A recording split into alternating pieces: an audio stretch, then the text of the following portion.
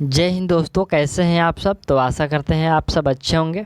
आज से हम लोग बिहार फायरमैन के लिए मॉक टेस्ट लगाएंगे और ये जो हम लोग का मॉक टेस्ट होगा आज से लेकर एग्ज़ाम तक, यानी कि जब तक आपका बिहार फायरमैन का जो एग्ज़ाम कंप्लीट नहीं हो जाता है तब तक हम लोग इस मॉक टेस्ट को लगाते रहेंगे। मॉक टेस्ट हम लोग के लिए इसलिए आवश्यक हुआ है क्योंकि हम लोगों ने 2 बुक से सेट प्रैक्टिस कर लिया है। पहला जो हम लोग का बुक था यूनिक पब्लिकेशन, जिसमें आपको वहाँ पर 46 प्रैक्टिस सेट देखने को मिला था, और जो दूसरा हम लोग का बुक था अग्रवाल एग्ज़ाम कार्ड बुक, उसमें हम लोग को 20 प्रैक्टिस सेट देखने को मिला था। तो टोटल हम लोगों ने 66 प्रैक्टिस सेट कंप्लीट कर लिया है। और हम लोग 66 प्रैक्टिस सेट कंप्लीट करने के बाद यह निर्णय लिया है कि आप लोगों ने कितना तैयारी किया है, इसलिए हम लोग को ये जो मॉक टेस्ट है लगाना आवश्यक हुआ है। तो मैंने इस मॉक टेस्ट को स्टार्ट किया। आपको एक मॉक टेस्ट में यहाँ पर 50 प्रश्न देखने को मिलेगा, जो सभी प्रश्न हैं जीके जीएस के इसमें प्रश्न हैं। तो आप इसको लगाइएगा, बहुत ही अच्छा मॉक टेस्ट है। और ये जो मॉक टेस्ट है किसी बुक से नहीं है, बल्कि हमारे द्वारा ये टाइप किया गया प्रश्न होंगे। तो आप लोग इसको लगाइएगा। ये जो हम लोग का मॉक टेस्ट है ये 1 है। तो चलिए हम इसको स्टार्ट करते हैं।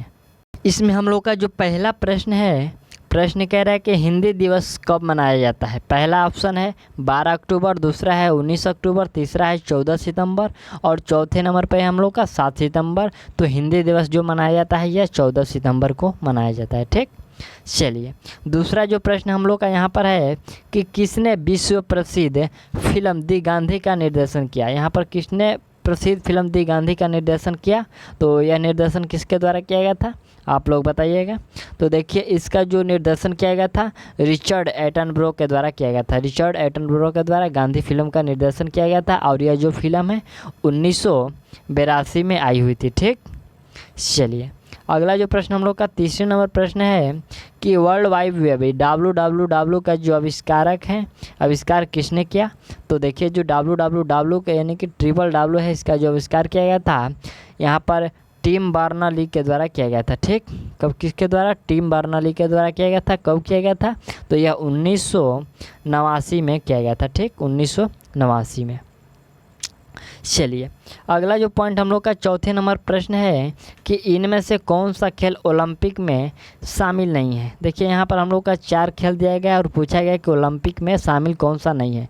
पहला जो खेल है यहाँ पर साइकिलिंग है, दूसरा जो हम लोग का है कि तीरंदाजी है, और तीसरा में क्रिकेट, और चौथा में हम लोग का पर स्कीइंग है। ठीक, स्कीइंग मतलब फिसलना होता है, तो स्कीइंग मतलब यहाँ पर फिसलना दिया गया। और जो आप लोग से पूछा गया कि ओलंपिक में शामिल नहीं है, तो ये जो क्रिकेट है आपका यह ओलंपिक में शामिल नहीं है। आप लोग इसका राइट आंसर सी कर लीजिएगा। यहाँ पर हम लोग का है कि ओलंपिक में शामिल नहीं है, तो क्रिकेट हो जाएगा। ठीक, चलिए हम लोग का जो 5वें नंबर प्रश्न है कि अकबर के शासनकाल के दौरान शासन की अधिकृत केंद्रीय मशीनरी के तहत सेना प्रमुख कौन थे। यहाँ पर हम लोग का जो प्रश्न है कि अकबर के शासनकाल के दौरान शासन की अधिकृत केंद्रीय मशीनरी के तहत सेना का प्रमुख कौन था।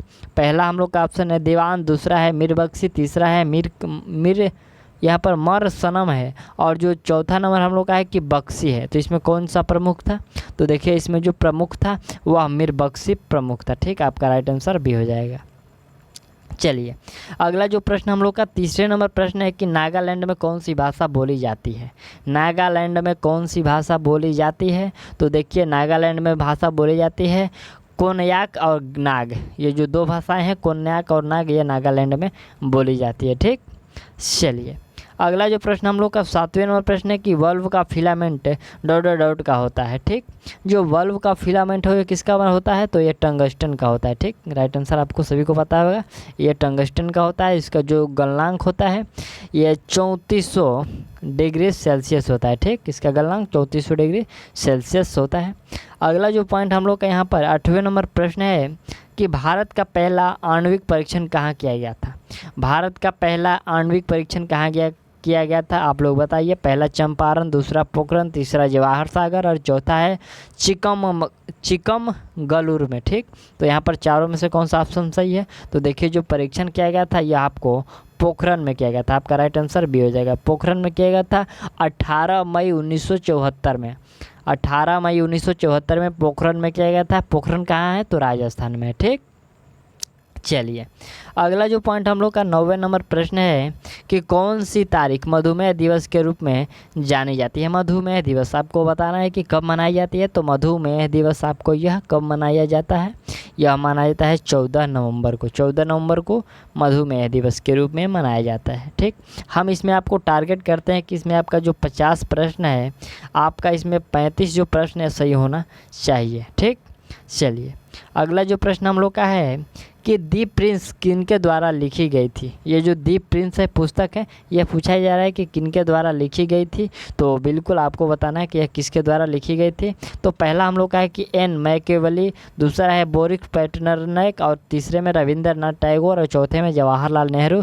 तो ये जो दी प्रिंस है यह लिखा गया था एन मैकेवली द्वारा। यहाँ पर राइट आंसर आप लोग ए कर लीजिएगा। ठीक, चलिए अगला जो प्रश्न हम लोग का 11 नंबर प्रश्न है कि स्वराज पार्टी के संस्थापक कौन थे। स्वराज पार्टी के संस्थापक कौन थे? वल्लभ भाई पटेल, राजेंद्र प्रसाद, CR दास और फिर नरेंद्र देव। तो यहाँ पर आपका जो स्वराज पार्टी के संस्थापक हो जाएंगे कौन हो जाएंगे? CR दास। ठीक, यहाँ पर राइट आंसर कर लीजिएगा CR दास यानी कि चित्तरंजन दास। अगला जो हम लोग का प्रश्न 12 नंबर है कि इनमें से कौन सी गैस ग्लोबल वार्मिंग के लिए जिम्मेवार है। यहाँ पर हम लोग से पूछा गया कि कौन सी गैस है जो ग्लोबल वार्मिंग के लिए जिम्मेवार है। पहला में जो आप ऑप्शन देख रहे हैं इसमें O2 होगा। यहाँ पर जो 2 है वह छूट गया है। ये 4 ऑप्शन दिया गया है, चारों में यहाँ पर आपका जो 2 है वह छूट गया है। तो यहाँ पर कुछ ऑप्शन में गड़बड़ हुआ है। तो आपका जो राइट आंसर होगा जो ग्लोबल वार्मिंग के लिए जिम्मेवार है आपका हो जाएगा CO2 और प्लस CH4 हो जाएगा। ठीक, यानी कि इस कार्बन डाइऑक्साइड और यहाँ पर मीथेन जो होगा ये ग्लोबल वार्मिंग के लिए जिम्मेवार है। ठीक, यहाँ पर आपको राइट आंसर कर लीजिएगा CO2 और CH4। चलिए अगला जो प्रश्न हम लोग का 13वें नंबर प्रश्न है कि किस ग्रह के छाले अपनी बारिश पैदा करते हैं जो ग्रह पर गिरती है और इसका यहाँ पर और इसके वातावरण पर महत्वपूर्ण प्रभाव पड़ता है। ठीक, यहाँ पर हम लोग से प्रश्न पूछा गया कि किस ग्रह के छाले अपनी बारिश पैदा करती है जो ग्रह पर गिरती है और इसका जो वातावरण है वातावरण पर बहुत प्रभाव पड़ता है, महत्वपूर्ण प्रभाव पड़ता है। तो वो कौन सी है? तो वह हो जाएगा आपका यहाँ पर शनि पर। ठीक, यहाँ पर आपका राइट आंसर शनि हो जाएगा, शनि ग्रह। ठीक, चलिए अगला जो हम लोग का प्रश्न 14 नंबर प्रश्न है कि राष्ट्रीय कृषि अनुसंधान प्रबंध अकादमी कहाँ अवस्थित है। राष्ट्रीय कृषि अनुसंधान प्रधान या जो प्रबंध अकादमी है वो कहाँ पर अवस्थित है? तो यह अवस्थित है आपका हैदराबाद में। ठीक, आप लोग राइट आंसर भी कर लीजिएगा कहाँ पर अवस्थित है।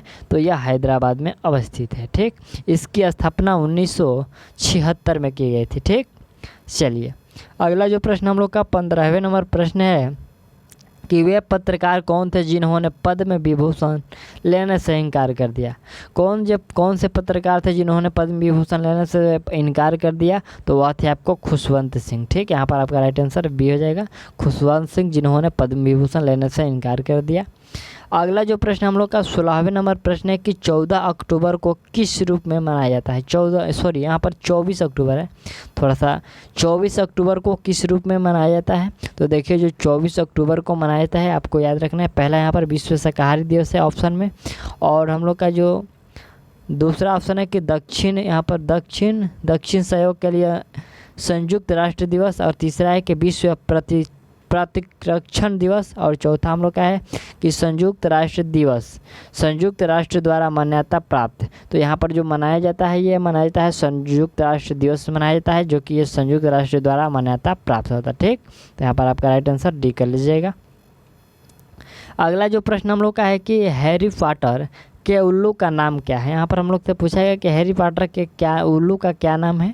तो बिल्कुल आपका जो बताना है, यहाँ पर आपका राइट आंसर हो जाएगा हेडविंग था। यहाँ पर नाम उसका हेडविंग था, उस हैरी पॉटर के उल्लू का नाम हेडविंग था।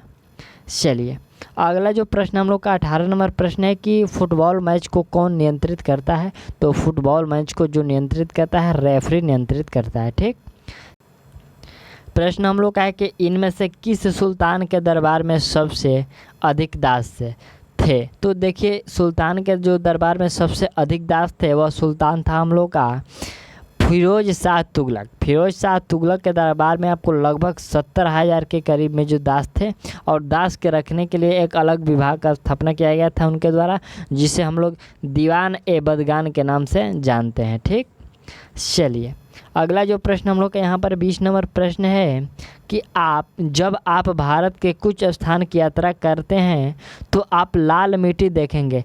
यहाँ पर इस रंग का मुख्य कारण क्या है। देखिए यहाँ पर जब हम लोग के से पूछा गया, थोड़ा सा प्रश्न घुमाया गया है, तो आप लोग ध्यान दीजिएगा।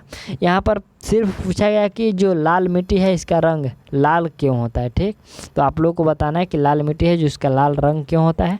पहला है मैग्नीशियम की प्रचुरता के कारण, दूसरा जो हम लोग का यहाँ पर ऑप्शन में है कि संचित ह्यूमस के कारण, तीसरा है फेरिक ऑक्साइड की उपस्थिति के कारण, और जो चौथा है फॉस्फेट की प्रचुरता के कारण। तो देखिए जो लाल होता है वो फेरिक ऑक्साइड की उपस्थिति के कारण। राइट आंसर आप लोग सी कर लीजिएगा। ठीक, अगला जो प्रश्न हम लोग का है कि ग्लेशियर हमेशा पहले डॉट डॉट से पिघलता है। तो देखिए जो ग्लेशियर है हमेशा आपको नीचे से पिघलता है। राइट आंसर सी कर लीजिएगा। ठीक, चलिए अगला जो पॉइंट हम लोग का 22 नंबर प्रश्न है कि किस राज्य में प्रसिद्ध तवांग मठ अवस्थित है। देखिए जो तवांग मठ है ये किस राज्य में अवस्थित है पूछा गया है। तो यह तवांग मठ जो अवस्थित है अरुणाचल प्रदेश में। कहाँ पर है? यह तवांग मठ अरुणाचल प्रदेश में है। राइट आंसर ये कर लीजिएगा। चलिए अगला जो प्रश्न हम लोग का 23 नंबर प्रश्न है कि भारतीय सेना का सर्वप्रथम चीफ ऑफ आर्मी कौन था। यहाँ पर पूछा गया कि भारतीय सेना का सर्वप्रथम चीफ ऑफ आर्मी कौन था। तो यहाँ पर देखिए जो चीफ ऑफ आर्मी थे जनरल KM करियप्पा। यहाँ पर आपको राइट आंसर में एक कर लीजिएगा। जो प्रथम चीफ ऑफ आर्मी थे तो वह जनरल KM करियप्पा थे। ठीक, चलिए अगला जो प्रश्न हम लोग का यहाँ पर 24 नंबर है कि भारत में प्रवाल भित्ति कहाँ मिलती है। यहाँ पर भारत में जो प्रवाल भित्ति है कहाँ पर मिलती है। पहला है उड़ीसा के तट पर, दूसरा है वोल्टेयर पर, और जो तीसरे हम लोग का ऑप्शन में है रामेश्वरम पर, और चौथे में त्रिवेंद्रपुरम पर। तो ये जो प्रवाल भित्ति है आपको रामेश्वरम पर देखने को मिलती है। राइट आंसर सी कर लीजिएगा। ठीक, चलिए अगला जो प्रश्न यहाँ पर हम लोग का है कि मुख्यमंत्री की नियुक्ति की जाती है। मुख्यमंत्री की जो नियुक्ति है किसके द्वारा की जाती है। तो इनकी नियुक्ति जो है राज्यपाल द्वारा की जाती है। ठीक, राइट आंसर यहाँ पर आप लोग एक कर लीजिएगा। इनकी जो नियुक्ति है राज्यपाल के द्वारा की जाती है। देखिए भारत में किसी राज्य का मुख्यमंत्री राज्य सरकार का निर्वाचित प्रधान होता है, और भारतीय संविधान के अनुच्छेद 164 के अनुसार, यहाँ पर भारतीय संविधान के अनुच्छेद 164 के अनुसार वह राज्य के राज्यपाल द्वारा नियुक्त किया जाता है। ठीक, वह जो है राज्य मुख्यमंत्री जो है राज्य के राज्यपाल के द्वारा नियुक्त किए जाते हैं। यह अनुच्छेद 164 के तहत वर्णित है। ठीक, चलिए अगला जो प्रश्न है कि डुरंड कप किस खेल से संबंधित है। देखिए जो हम लोग से पूछा गया कि जो डुरंड कप है यह किस खेल से संबंधित है। तो यह संबंधित है फुटबॉल से। देखिए हम थोड़ा सा डुरंड कप के बारे में बात करते हैं। तो देखिए इसमें जो पुरस्कार की राशि होती है पहले 20 लाख दी जाती थी, लेकिन अब इसको बढ़ाकर 50 लाख तक की गई है। तो आप लोग याद रखिएगा जो डुरंड कप में पुरस्कार की राशि दी जाती है वह 50 लाख दी जाती है। ठीक, चलिए अगला जो प्रश्न हम लोग का 27 नंबर प्रश्न है कि UNO की मुख्य संस्था कहाँ है। हम लोग से पूछा है कि UNO की मुख्य संस्था कहाँ है। तो न्यूयॉर्क USA में है। ठीक, आपका राइट आंसर ए हो जाएगा। चलिए अगला जो प्रश्न हम लोग का है 28 नंबर प्रश्न है कि डॉक्टर जाकिर हुसैन कौन थे। डॉक्टर जाकिर हुसैन कौन थे। तो वह भारत के प्रथम मुस्लिम राष्ट्रपति थे। ठीक, चलिए अगला जो प्रश्न हम लोग का यहाँ पर हम लोग का 29 नंबर प्रश्न है कि भारत की प्रथम तकनीकी रंगीन फिल्म 1950 के पहले वर्षों में के द्वारा बनाई गई थी। यह पूछा गया है कि जो भारत की प्रथम तकनीक फिल्म कौन थी जो 1950 के पहले वर्षों में बनाई गई थी। यह द्वारा बनाई गई थी, यानी कि किसके द्वारा बनाई गई थी। तो देखिए जो पहले वह फिल्म रंगीन फिल्म थी वो कौन सी थी। वह जो फिल्म थी झांसी की रानी फिल्म थी। कौन सी फिल्म? झांसी की रानी, जो कि यह सोहराब मोदी, यहाँ पर सोहराब मोदी के द्वारा बनाई गई थी। ठीक, यहाँ पर आपका राइट आंसर ए कर लीजिएगा। ठीक, चलिए अगला जो प्रश्न यहाँ पर हम लोग का है कि लाल बहादुर शास्त्री, यहाँ पर लाल बहादुर शास्त्री के और आगे ऑप्शन दिया गया है। क्या दिया गया है? पहला जो ऑप्शन है कि पंडित नेहरू के बाद भारत के दूसरे प्रधानमंत्री थे। दूसरा हम लोग से कहा गया है कि भारत और पाकिस्तान के संबंध में टकराव ख़त्म करने के लिए उन्होंने तस्कंद पर हस्ताक्षर किए थे। तीसरा है कि उनको शांति दूत, मैन ऑफ यहाँ पर मैन ऑफ पीस के रूप में भी जानते हैं। और चौथा है उपयुक्त विकल्प सभी सही है। तो देखिए यहाँ पर सभी सही है। वो जो दूसरे प्रधानमंत्री थे बिल्कुल सही है, वह तस्कंद समझौता में भाग लिए थे वो भी सही है, उनको शांति दूत भी कहा जाता है ये भी सही है। तो आप लोग सभी सही कर लीजिएगा, ऑप्शन डी। चलिए अगला जो पॉइंट हम लोग का है कि एंटोमोलॉजी का विज्ञान किसका अभ्यास कराता है।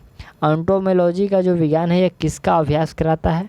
तो बिल्कुल यह कराता है आपको कीड़े मकोड़ों का अध्ययन कराता है, ठीक, यानी कि कीड़ों मकोड़ों का अभ्यास कराता है। राइट आंसर ए कर लीजिए, बी कर लीजिएगा। अगला जो प्रश्न हम लोग से पूछा गया 32 नंबर, निम्नलिखित में से किस विद्या शाखा में नोबेल पुरस्कार प्राप्त होता है। किस विद्या शाखा में नोबेल पुरस्कार प्राप्त होता है। तो देखिए जो नोबेल पुरस्कार जो प्राप्त होता है, पहला भौतिक शास्त्र में, दूसरा रसायन शास्त्र में, तीसरा शरीर विज्ञान में, चौथा औषधि विज्ञान में, पांचवा साहित्य में और छठा जो है अर्थशास्त्र में। तो उपयुक्त में से सभी में जो है नोबेल पुरस्कार प्रदान किया जाता है, ठीक। नोबेल पुरस्कार है ना जी, हाँ, तो ये सभी में जो प्रदान है किया जाता है। अगला जो प्रश्न हम लोग का 33 नंबर प्रश्न है, इसको थोड़ा सा छोटा करना पड़ा। यहाँ पर हम लोग से प्रश्न पूछा है कि वस्तु को सस्ते मूल्य में उपलब्ध कराना डंपिंग की परिभाषा क्या है, ठीक है। देखिए यहाँ पर वस्तु को जो सस्ते मूल्य में उपलब्ध कराना, यहाँ पर एक अर्थशास्त्री है, डंपिंग का जो परिभाषा है उसमें क्या है। तो देखिए डंपिंग का जो परिभाषा है यह है कि देश की वस्तु की बाजार मूल्य से प्रदेश, यहाँ पर प्रदेश में उत्पादन खर्च से कम मूल्य में बिक्री करना, यह जो है डंपिंग की परिभाषा है, ठीक। चलिए अगला जो प्रश्न हम लोग का यहाँ पर है, प्रश्न है कि ओलंपिक और विश्व स्पर्धा में बास्केटबॉल खेलने के मैदान की परिमाप कितना होती है। यहाँ पर हम लोग से पूछा गया है कि जो बास्केटबॉल खेला जाता है उसकी हम लोग का खेल का मैदान की लंबाई चौड़ाई पूछा गया है। यहाँ पर परिमाप पूछा गया कि कितना होता है। तो बिल्कुल यहाँ पर जो आपका राइट आंसर हो जाए कितना होता है, आप लोग बता सकते हैं। यहाँ पर जो होता है आपका 28 मीटर लंबा और ये जो होता है 15 मीटर चौड़ा होता है, ठीक। आपको याद रखना है 28 मीटर लंबा और यहाँ पर 15 मीटर चौड़ी होती है बास्केटबॉल खेलने का मैदान, ठीक। चलिए अगला जो प्रश्न हम लोग का 35 नंबर है कि किस खेल के विजेता को फेडरेशन कप, यहाँ पर फेडरेशन कप, दूसरा है वर्ल्ड कप, तीसरा है ओलंपिक अंतर्राष्ट्रीय ट्रॉफी और चैलेंज कप दिया जाता है। तो ये जो 4 कप है किस खिलाड़ी को दिया जाता है, किस खेल में विजेता खिलाड़ी को दिया जाता है। तो ये जो चारों कप है वॉलीबॉल के विजेता खिलाड़ी को दिया जाता है। पहला है फेडरेशन कप, दूसरा वर्ल्ड कप, तीसरा ओलंपिक कप और चौथे में हम लोग का चैलेंज कप है, ये सभी दिया जाता है। चलिए अगला जो प्रश्न हम लोग का 36 नंबर प्रश्न है, यहाँ पर हम लोग से प्रश्न कह रहा है कि कौन से धर्म में अग्नि मंदिर फायर टेम्पल में प्रार्थना की जाती है। देखिए यहाँ पर हम लोग का जो पूछा जा रहा है कि कौन से धर्म में अग्नि मंदिर में प्रार्थना की जाती है। तो देखिए जो अग्नि मंदिर में प्रार्थना किया जाता है ये यहाँ पर जोरोअस्ट्रियनिज्म में, यहाँ पर आपका राइट आंसर सी आ जाएगा। जोरोअस्ट्रियनिज्म में यह जो है अग्नि मंदिर में प्रार्थना की जाती है। राइट आंसर इसमें आपका सी हो जाएगा, ठीक। यहाँ पर हम लोग देखिए जो ये क्या बोलते हैं, जोरोअस्ट्रियनिज्म जो है इसको और भी नाम से जाना जाता है, जैसे कि यहाँ पर जरथुस्ट्र के नाम से भी हम लोग इसको जानते हैं, ठीक। चलिए अगला जो प्रश्न हम लोग का यहाँ पर 37 नंबर प्रश्न है कि उपराष्ट्रपति पदेन अध्यक्ष हैं, किसके पदेन अध्यक्ष होते हैं जो उपराष्ट्रपति होते हैं। तो यह जो उपराष्ट्रपति होते हैं राज्यसभा के पदेन अध्यक्ष होते हैं, ठीक। चलिए अगला जो प्रश्न हम लोग का 28 नंबर प्रश्न है कि पृथ्वी के वायुमंडल में स्थित ओजोन स्तर निम्न में किसको नियंत्रित करता है। तो देखिए जो ओजोन स्तर है ये किसको नियंत्रित करता है, यह नियंत्रित करता है परावैंगनिक किरणों को। सभी को पता होगा ये जो ओजोन है परावैंगनिक किरणों को नियंत्रित करता है, ठीक। चलिए अगला जो पॉइंट हम लोग का यहाँ पर है कि पारिस्थितिकी किससे संबंधित है, ठीक। यहाँ पर पूछा गया कि जो पारिस्थितिकी तंत्र है वो किससे संबंधित है। तो वह जीव पर्यावरण के मध्य जो संबंध है इसी के लिए पारिस्थितिकी संबंधित है, ठीक। चलिए अगला जो प्रश्न हम लोग का 40 नंबर प्रश्न कह रहा है, ये भी थोड़ा बड़ा हो गया है, थोड़ा सा आप लोग ध्यान दीजिएगा। यहाँ पर जो हम लोग का प्रश्न है 40 नंबर की सिंधु घाटी 4 बड़ी प्राचीन शहरी सभ्यताओं का गृह था, निम्नलिखित में से कौन सा उसमें से एक नहीं था। उसमें से पूछा जाए कि कौन सा एक नहीं था। जो पहला है मिस्र है, दूसरा है दक्षिण एशिया और तीसरा में रूस, चौथा में मेसोपोटामिया। तो देखिए यहाँ पर जो रूस था इसमें सिंधु घाटी सभ्यता का इसमें जो है हाँ, यहाँ पर प्राचीन शहर नहीं था, ठीक। यहाँ पर जो रूस था यह नहीं था। आप लोग राइट आंसर ये जो सी है रूस को गलत काट दीजिएगा, ठीक।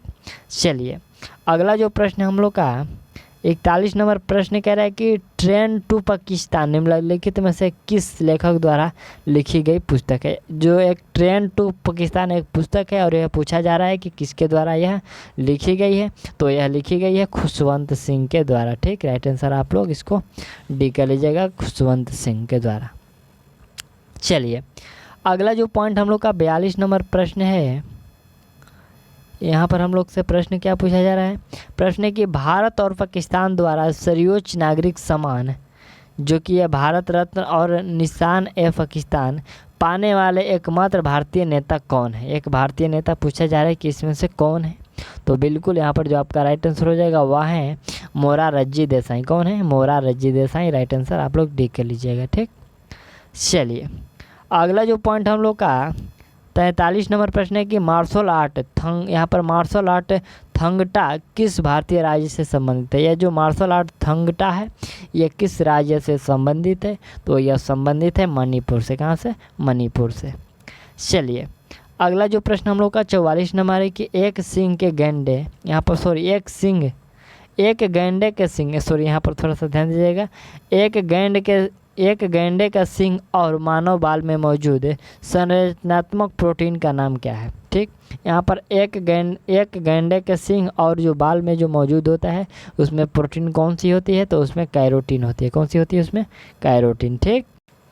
यहाँ पर जो प्रश्न हम लोग का 45 नंबर है कि कन्या भ्रूण हत्या की प्रथा को रोकने के लिए भारत सरकार ने गर्भधारण पूर्व और प्रसव पूर्व निर्धारण यहाँ पर प्रसव पूर्व निदान तकनीक के PNDT अधिनियम कब पारित किया, ठीक। तो यह जो अधिनियम है कब पारित किया था, पहले हम लोग इसको जानते हैं कि जो PNDT है ये इसका फुल फॉर्म क्या होता है। तो देखिए जो PNDT का फुल फॉर्म होता है preconception and prenatal diagnostic technique होता है, ठीक। और इसकी जो यहाँ पर जो अधिनियम लाया गया था यह 1994 में लाया गया था। इसको रोकने का जो अधिनियम है इसको 1994 में लाया गया था कि यहाँ पर जांच नहीं की जाए प्रसव या गर्भधारण के पूर्व, ठीक। चलिए अगला जो प्रश्न हम लोग के यहाँ पर 46 नंबर प्रश्न है। प्रश्न के किस तरह की जलवायु चाय बागान के लिए सबसे उपयुक्त है। तो चाय बागान के लिए जो सबसे उपयुक्त है वह गर्म और नम है। कौन सी है? गर्म और नम। चलिए अगला जो पॉइंट हम लोग का 47 नंबर प्रश्न है कि भगवान महावीर की शिक्षाओं के संकलन को क्या कहा जाता है। तो देखिए जो भगवान महावीर के शिक्षाओं का संकलन है उसको क्या कहा जाता है? उसको कहा जाता है आगम सूत्र। क्या कहा जाता है? आगम सूत्र। राइट आंसर सी कर लीजिएगा। चलिए अगला जो प्रश्न हम लोग का 48 नंबर प्रश्न है कि असम के ओहम साम्राज्य और मुगलों के बीच हुई सराय घाट की लड़ाई किस वर्ष हुई थी, ठीक। यहाँ पर हम लोग से जो प्रश्न है कि असम के ओहम साम्राज्य और मुगलों के बीच एक लड़ाई हुई थी जो सराय घाट की लड़ाई है और यह कब हुई थी, ठीक। तो देखिए यह जो लड़ाई हुई थी यह 1671 में हुई थी। कब हुई थी? 1671 में, ठीक। चलिए अगला जो प्रश्न हम लोग का 49 नंबर प्रश्न है। प्रश्न कह रहा है कि यहाँ पर रिक्त स्थान दिया गया है, कह रहा है कि वह दर जिस पर वाणिज्य बैंक यहाँ पर निधियों की कमी के मामले और भारतीय रिजर्व बैंक RBI के उधार लेते हैं तो यह किस पर लेते हैं। तो देखिए यह सभी रेपो दर होता है। ये जो रेपो दर होता है वह दर है जिस पर वाणिज्य बैंक निधियों की कमी के मामलों में भारतीय रिजर्व बैंक यानी कि RBI से उधार लेते हैं, ठीक। यह रेपो दर पर। चलिए अगला जो हम लोग का प्रश्न अंतिम नंबर प्रश्न है 50 नंबर प्रश्न है कि पश्चिमी घाट और यहाँ पर पश्चिमी घाट की पश्चिमी ढलानें पूर्वी ढलानों की तुलना में घने जंगलों से क्यों ढकी है, यानी कि ढकी क्यों है। फिर से प्रश्न देखिए, पश्चिमी घाट की पश्चिमी ढलानें पूर्वी ढलानों की तुलना में घने जंगलों से ढकी क्यों है। तो इसकी जो ढकने का कारण है कि यहाँ पर अधिक वर्षा होती है, ठीक। यहाँ पर क्या होती है? अधिक वर्षा के कारण यह ढकी रहती है, ठीक। तो यहाँ पर राइट आंसर आपका डी हो जाएगा। तो हम लोगों ने मॉक टेस्ट का जो सेट 1 था वह कंप्लीट कर लिया और मैं आशा करता हूँ कि आप इसमें 35+ ही आप सही कर पाए होंगे। तो आप लोग बताइएगा कि कमेंट में कि आप इसको में कितना जो प्रश्न सही कर पाए और जो प्रश्न का लेवल था वो कैसा था। तो आप लोग इसको ज़रूर बताइएगा। अगला जो मॉक टेस्ट है आपको कल प्रोवाइड कर दी जाएगी। तब तक के लिए थैंक्स।